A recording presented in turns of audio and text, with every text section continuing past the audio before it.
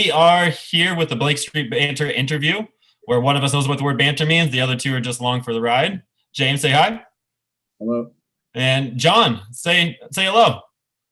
Hi, guys. Thanks for having us on. Appreciate being here tonight. Yeah, John Traub, the Isotopes GM, has given us a Monday evening just to talk Isotopes, to talk baseball, and what the GM of a AAA baseball team does. For years, as much as I like to think I know about baseball, I've always wanted to know what a minor league GM does. How much time do you have?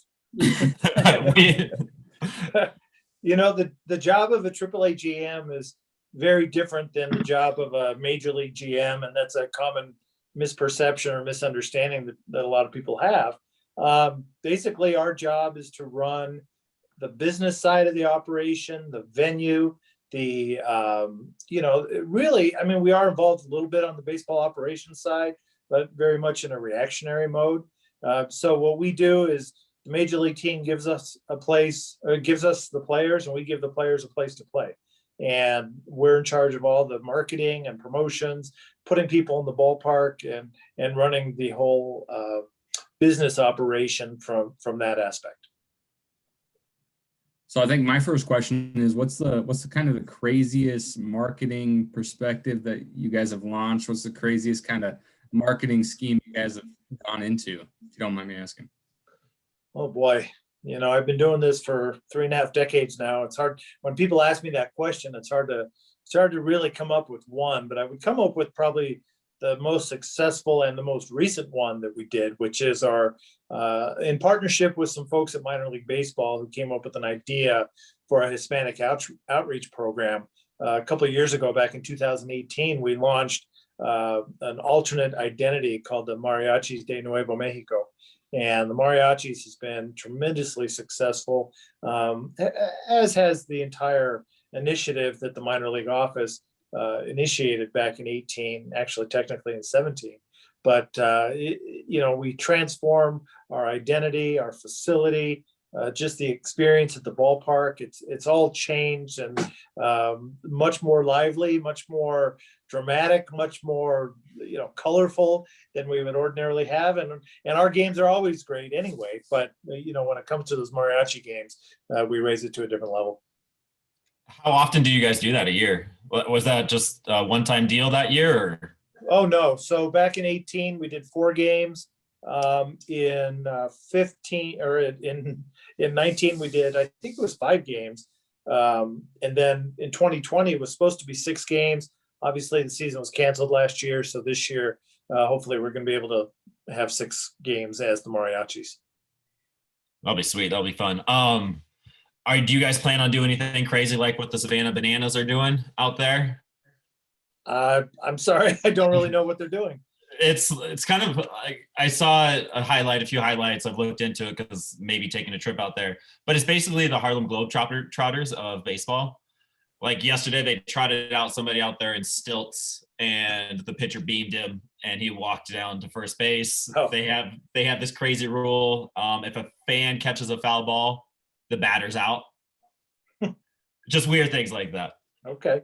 No, we haven't gone that far. We wouldn't be able to do those types of things being in affiliated baseball, but that sounds like a lot of fun. I'd like to check that out sometime. If you adopt it, credit here first, right?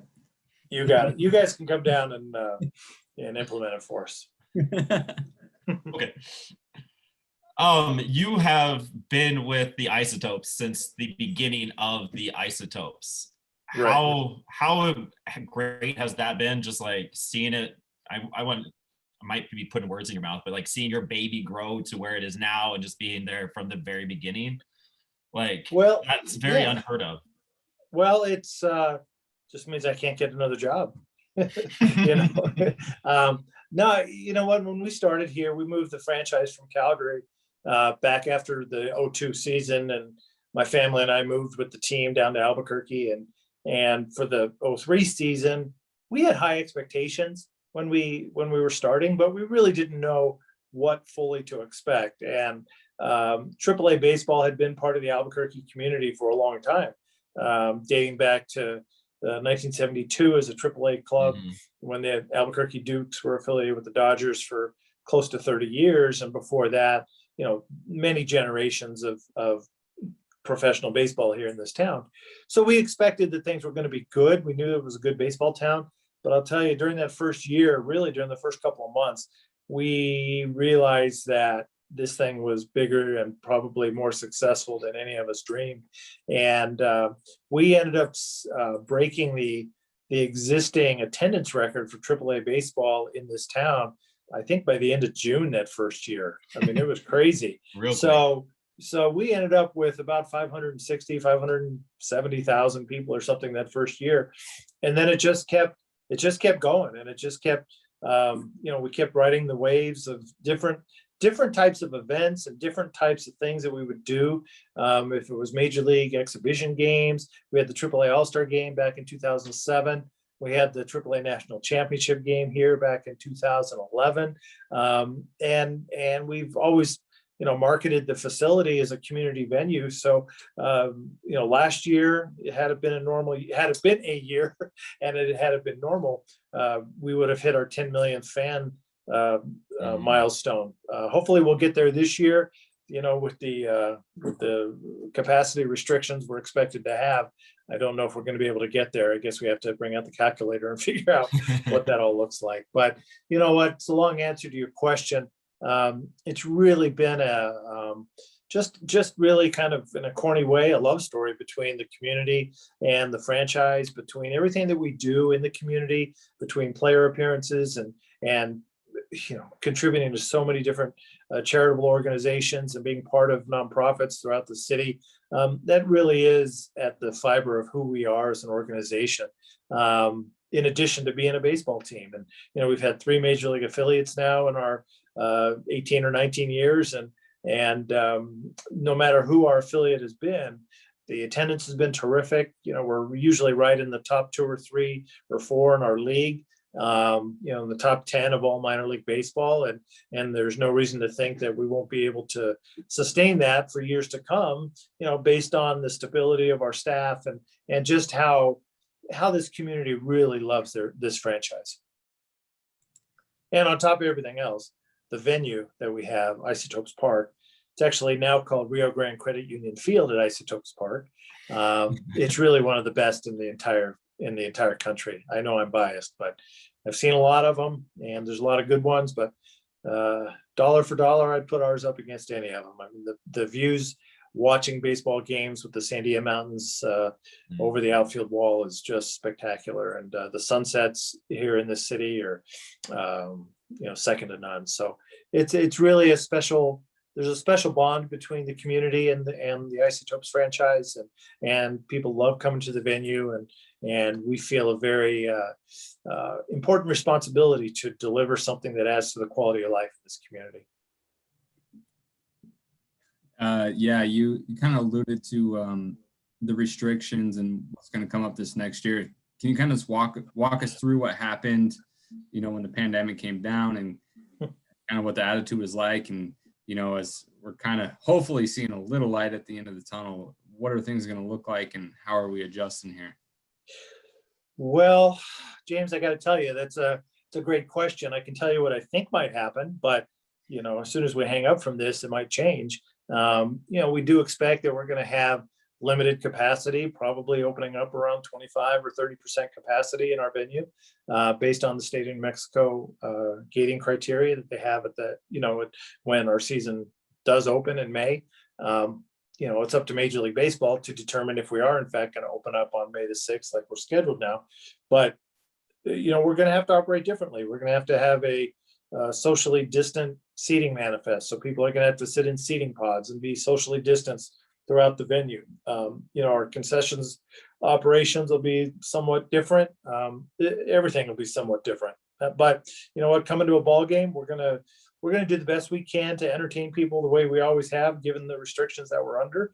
Nobody wants to go through what we went through last year. Last year was the worst year in all of our lives, both personally and professionally, and nobody wants to live that again. So I think the state of New Mexico has been very conservative in their approach to dealing with the pandemic, and the numbers in this state have really improved over the last few months. And, you mentioned a little bit of a light at the end of the tunnel. I think that light is getting brighter and brighter each week that passes. And we're certainly hopeful that we're going to have a season, and we're hopeful that we're going to be able to do so safely. But, there's a lot of things at play in there, both Major League Baseball, the state of New Mexico, Colorado Rockies, our partner teams in our league. Everybody has to be doing what they need to do to make sure that we can play safely and have people in the building. Are you constantly just hearing things from all people, all the organizations, all the people in charge, and just like trying to take it all in and try to figure it out? It depends on the day. Sometimes it's overwhelming, the amount of information that you get and the amount of people that you speak to. And there's other times that, you think you're on a pretty good path, and then you're following the news or following the trends, and things, go a different direction. But, this last year has just been so much of I don't know and hurry up and wait. And, you're dealing with all the terrible news on the personal front. And it really kind of puts into perspective on a couple different levels, I think, what professional baseball means to a community. Number one, people's health is way more important than a baseball game. But number two, having baseball games and having some sense of normalcy is important for people to feel like we're getting back to kind of how things maybe were, at least in some fashion. So, we want to get back, but we want to do it when it's safe and when it's smart, and to do it in a safe manner. So we're not the ones making the decisions. We have to rely on the medical experts. We have to rely on the officials that's their job, is to tell us what to do. And we have to follow those rules. Yeah. So steering it back to baseball a little here. So you're one of the few organizations that actually have Mile High Baseball besides Denver and Colorado Springs. So I'm just kind of curious what your take is on baseball at altitude, and any kind of things that you've picked up on, or what you think about that.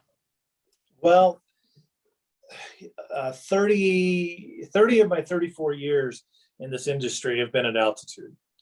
So I was in Calgary for 11 years and then came down here. This is my 19th year here. And so basically that's all I've known. And you understand when you go see games at other ballparks in other cities, that when the ball doesn't fly as much and when the score is 3-1 and people think that's an offensive slugfest, it kind of puts things into perspective. But you know what? Denver is obviously a mile high, as is Albuquerque. So from that perspective, it's really is a good situation for the Rockies to try to develop their young pitchers here at this level. It's kind of the finishing school before they get to the big leagues. And you look at the Rockies rotation over the last several years, and pretty much all those guys, at least the long-standing ones, they've all been coming up through the system. And so we've seen them here, and we've seen them struggle here, we've seen them succeed here, and then it's been great to see them succeed at the big league level as well. So I think I think there is something to it. It is hard to develop pitchers at altitude, and I think at the same stretch, it's hard to develop hitters at altitude as well, because offensive numbers are inflated. So what players and what a lot of baseball people and fans and whoever realize is that numbers aren't everything. So if a guy has a 5 ERA in Albuquerque, or if a guy's hitting 370 in Albuquerque, well, that doesn't mean, oh my gosh, he's a terrible pitcher, or this guy's going to be the next great hitter at the major league level. You look for approaches, you look for how people deal with adversity. So I think all that goes into, it's just different at altitude, especially with rest and recovery. It's hard for players to play in altitude and then go to sea level and come back and forth. There's certainly a strain on players, and it's a challenge for the major league organization to be able to work that into their strength and conditioning programs as well. I think that's a big thing that gets forgotten by the everyday fan, the average watchers, like this, the recovery piece. We've heard Charlie Blackman talk about it. A few more players are coming out about it. Have you seen like the Isotopes, like as an organization, like really focus on that recovery piece at altitude? Like you guys probably do things completely different than some other minor league teams as part of that, or? Well, that's all controlled by the Rockies. So the players, all the baseball operation side of things is the Rockies. So their strength and conditioning program, that is all handled by them. But sure, I mean, you sometimes you look at the way you travel. You know, if you have a day game on the road on the last day of a series, you do whatever you can do to get the team home that night so they've got a little bit more time to acclimate. And vice versa, you try to get them out of town as soon as you can too, so their bodies can start to acclimate to the different climates they're going to. But you know what? I mean, it is what it is. You know, it's not just the Rockies and the Isotopes. You know, you've got a lot of sports, a lot of teams at altitude, and sometimes it can work to your favor and be a home field advantage. You know, especially if you got a guy like Kyle Freeland who grew up with this, right? And he's pitching in this, so he's maybe in a certain sense he has a physical and emotional and mental advantage that some players don't have because he's not intimidated by it and he doesn't necessarily believe in everything that you hear and read, right? A lot of people want to use altitudes as an excuse for things, but like I've always said, I have never, in working in this industry for as long as I have, and for watching games for a lot longer than that, I have never seen a ground ball leave the ballpark for a home run. So if a guy can keep the ball down, right, that is the secret, because generally those balls that are down in the zone, you know, they're not going to go out of the ballpark most times. It's when balls get elevated that they take off. So guys have to learn how to pitch. It's different. It's different. There's no question. I'm not that qualified to speak on it a whole lot more than I just did, but that is, you know, you got to keep the ball down, and pitchers who give up home runs, you know, yeah, you definitely give up some cheap home runs. Maybe not as many as before we had the humidor. We put in a humidor back in 2012 or something. But, you know, a pitcher has to recover from that, you know, if he gives up a cheap home run.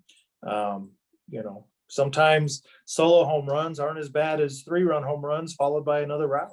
So guys need to, altitude provides certain challenges that other places don't.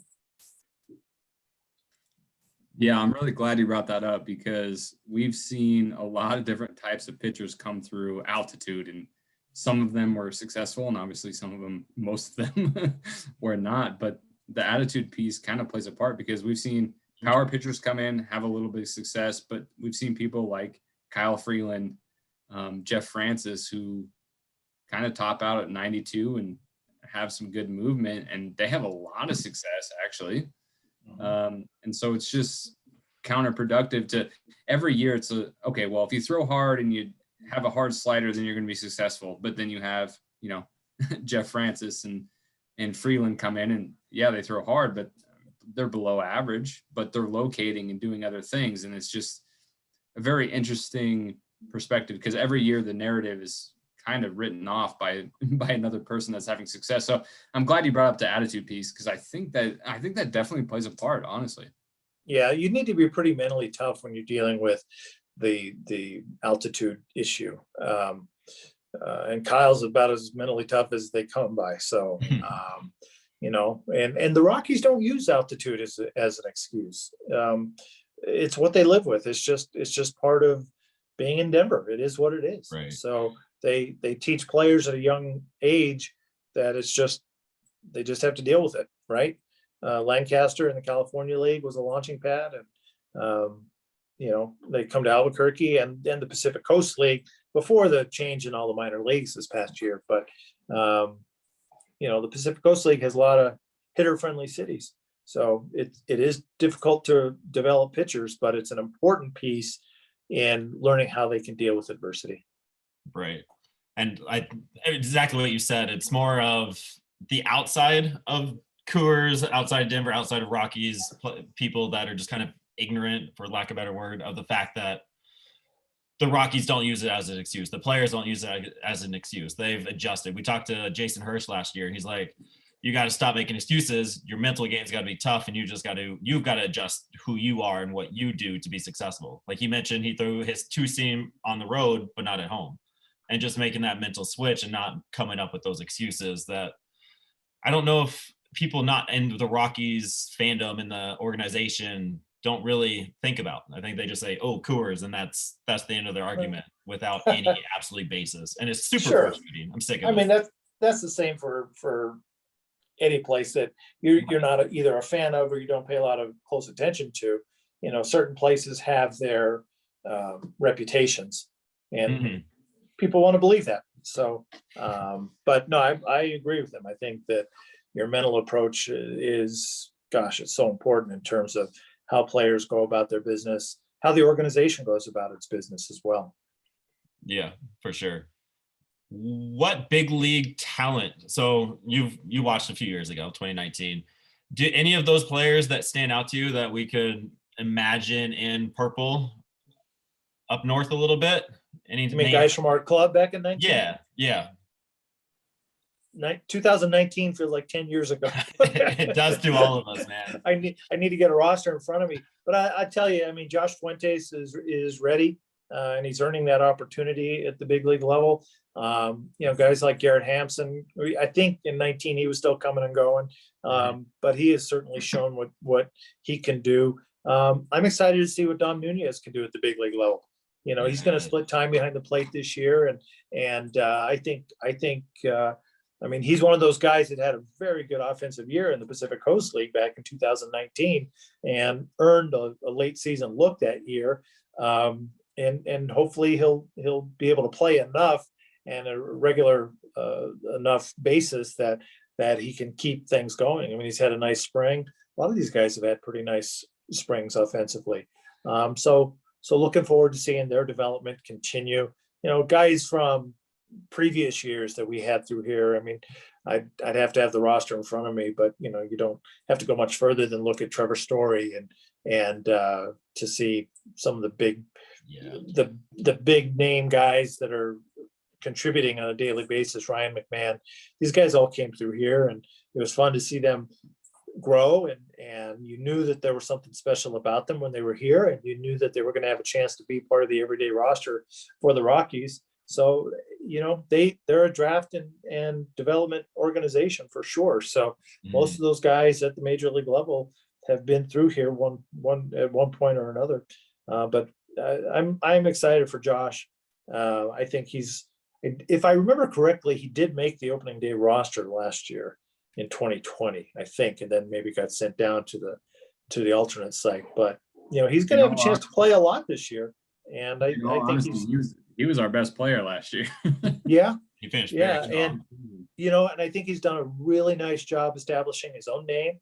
You know, all the comparisons are there for obvious reasons, but you know, his versatility, his ability to you know, kind of come through as you know, kind of a lowly regarded type of prospect, if you will, and really make an impact at the major league level has been terrific. He's a gamer. He's going to give everything he's got, and the Rockies have a lot of guys who have that positional versatility, which is obviously really important to that organization, and it's really important throughout baseball right now. But you know, it's funny. He had a great year with us in 2018. And 2019, it wasn't as good of a year, but he still, and I believe he was going back and forth to the big leagues between AAA and the big leagues back in 19, if I remember correctly. But he's earned the opportunity to play, and he's certainly going to get his at bats this year. Yeah, he is. I'm really glad you brought up Dom Nunez. He's having a fantastic spring right now, and catcher is pretty weak offensively in the major leagues at this moment. So I'm pretty excited about that. Yeah, that got me a little more perked up about the catching position for sure. Yeah, I mean, catching is tough. I mean, it's tough throughout the game, and you know, the most important thing for the Rockies catchers is to understand the defensive side of the game.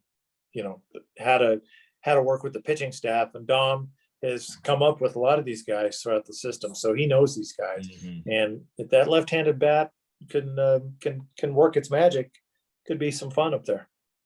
Do you think there's something to that, like being connected through the minors and like that Dom Nunez connection with, Freeland and Gray? Like, Oh yeah, no question.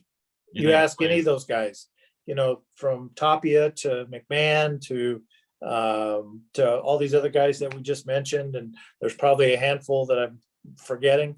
The John Grays of the world.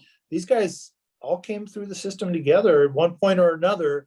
They were in the same dugout or in the same clubhouse as minor leaguers at one point or another. And yeah, there's that familiarity, there's the friendships, there's the relationships. From a catcher pitcher standpoint, you have a chance to learn how each other likes to work and things like that. So I think there's definitely an advantage to that. So a little about you. We can end it with these fun little questions real quick about you, about the Isotopes. I got a few questions. You wrote a book, the Baseball Hell of a Life. We just looked it up on Amazon. Go look it up yourself. Baseball One Hell of a Life by John Traub. How much is that book going for paperback on Amazon? What do you think? Oh, I think if I tried to sell any right now, I'd probably have to pay people to take it. So that book that I wrote, it's the autobiography of a longtime iconic baseball figure in minor league baseball. His name was Dave Rosenfield, and Rosie passed away, I think probably about 3 years ago now or so, maybe 4 years ago. But he had been in this game for over 60 years and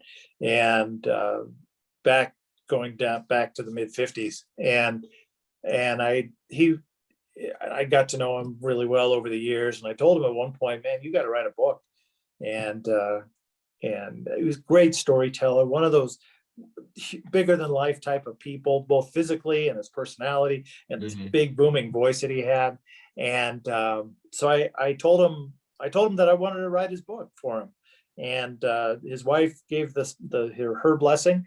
And so he and I spent hours upon hours upon hours talking and recording conversations and visiting, if it was in Norfolk or wherever the winter meetings were, or just over the phone, didn't matter.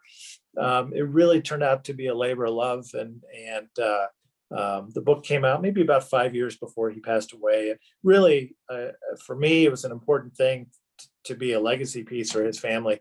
And I was really pleased that we were able to do that, because he's certainly one of a kind. And I'd always wanted to write a book as well. So kind of putting all that together is the reason why that project came together. And it was a lot of fun. I was following it on Amazon for a while, which ranked, 1,475th as far as the new books that were released in such a period of time. I don't even know where it ranks now. It probably doesn't even register, but I don't care. It was just so much fun. And every so often I'll run into somebody who tells me that they read the book or that they picked up the book, and there's so many stories about former players, and he had such an interesting impact on people's lives. He and Clint Hurdle were like father and son. And to the day that Rosie passed away, he and Clint remained extremely close. So Clint and I struck up a little bit of a friendship during this process. I went out to Pittsburgh when he was managing the Pirates and interviewed him for the book. It really was a fun and neat experience. It took about 2.5 years to write that book, but I loved it. And thank you for bringing it up. Yeah, it's pretty cool. I'll never be writing a book in my entire life, but it's cool. Like you said, like we kind of said earlier, just talking baseball, like with a dear friend and chronicling his life. That's really cool. Just for the record, hardcover is going for $1,002 right now, and the paperback is going for $84.29. Well, that's what they're asking for. Is anybody actually paying that? I mean, it's still available. It's still available. I'll let you take. Well, I want to thank my family for putting in that bid for the hardcover book at $1,000. That's really nice of them. I hope somebody outbids them. No, it's really cool. I didn't know it was like that personal to you. That's really cool. That's awesome. Neither did I. And then last thing, so I grew up as a Simpsons fan, and is it true that the Albuquerque Isotopes are kind of named after the Simpsons in a roundabout way? Oh, not a roundabout way. So I'll give you try to give you the Reader's Digest version. back in 2001, there was an episode of The Simpsons called Hungry, Hungry Homer. And it was an episode where Homer Simpson went on a hunger strike to protest his the relocation of his beloved Springfield Isotopes. He had found out that the Isotopes were being sold to a group that was going to move the team to Albuquerque and become the Albuquerque Isotopes. So he goes on this hunger strike, changed himself to the stadium, and ends up being successful in his fight, and the team ends up staying in Springfield. Well, at the same time, the team that I was working for and was the GM of the Calgary Cannons were secretly being sold, and a gentleman by the name of Ken Young and his partners ended up purchasing the team with the intent on moving it to Albuquerque, New Mexico. So long story short, the team was purchased. The team was going to be relocated here to Albuquerque. The afternoon newspaper here did it was called the Albuquerque Tribune. It's since out of business, but the Albuquerque Tribune did a story or a survey, I should say, name the team contest.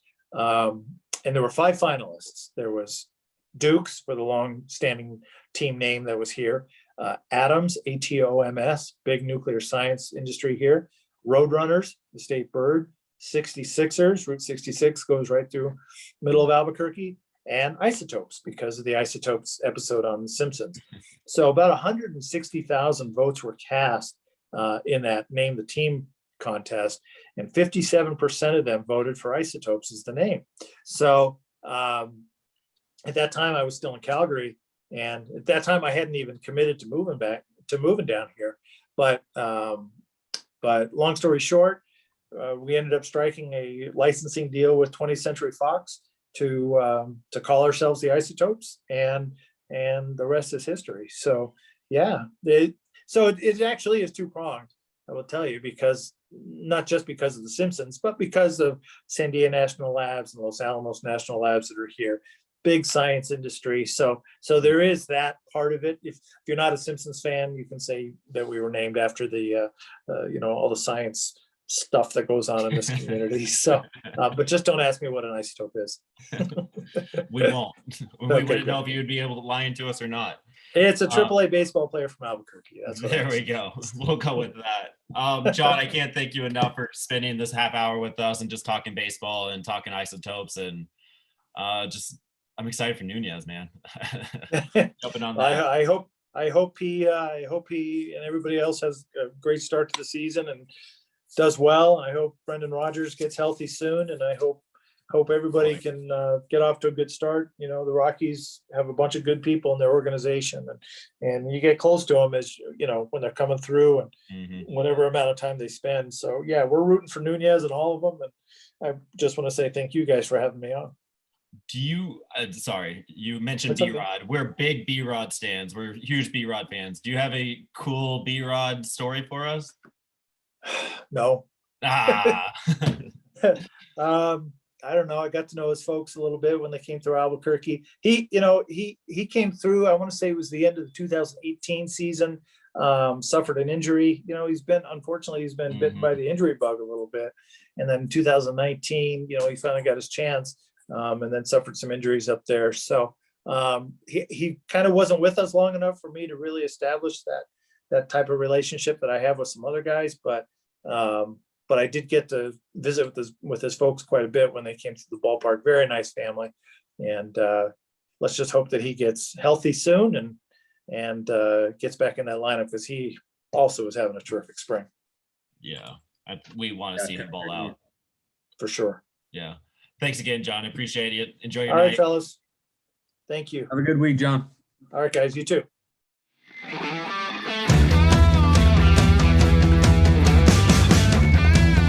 Aaron, I have to ask you a question. Yeah, go for it. Are you Canadian by chance? No, I'm in Michigan. Whereabouts? Grand Rapids. All right. Okay. Well, I heard you say organization, and that's how they pronounce organization in Canada. So I was taking a shot in the dark there.